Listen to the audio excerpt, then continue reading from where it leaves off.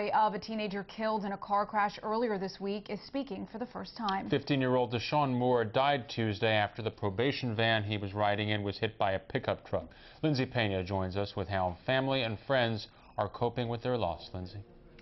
David, this has obviously been a very difficult last few days for those who knew Deshaun Moore. Along with the grief are questions about exactly what happened the day of the crash.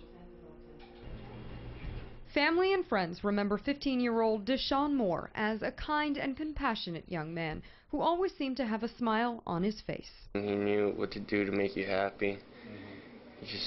He would always make you feel like you were somebody in life.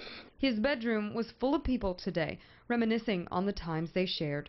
David Patterson says Moore was like a younger brother to him. Nothing could really bring him down regardless of the situation.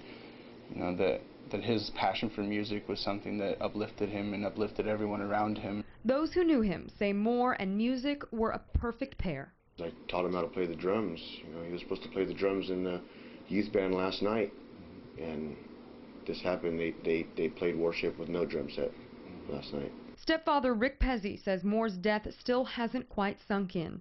On Tuesday, deputies came to his door with the news that his stepson and 2 others had been killed in a car crash near Tipton.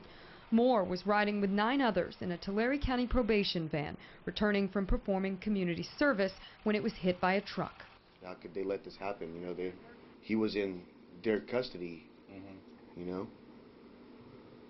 Investigators say the truck driver who died ran a stop sign. The CHP says the only people wearing their seatbelts in the van were the driver and Ingrid Coronel, who died. Moore's family and their attorney want to know why he wasn't wearing his. They say there's many unanswered questions about whether Moore's death could have been prevented. There was some indication that the driver of the van might not have been licensed to drive that specific type of van, and if that were the case, why was that allowed? Moore's family say they also want to know why their son was taken roughly 40 miles away from his hometown in Porterville to do his community service.